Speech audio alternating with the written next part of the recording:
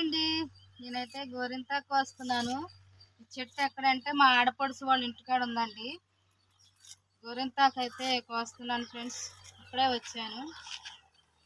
అంటే మా ఊరేనండి. మా ఆడపడుచుది కూడా.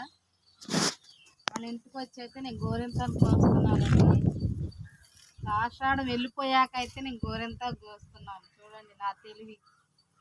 అంటే కుదరలేదండి.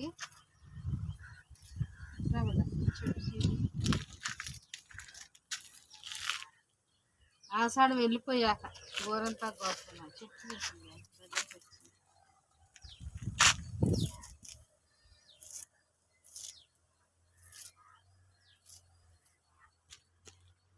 గోరింతాకండి. మీకు కూడా కావస్తే నా కామెంట్ బాక్స్లో కామెంట్ చేయండి. నచ్చితే వీడియోకి ఒక లైక్ కొట్టండి అండి, మర్చిపోవద్దే.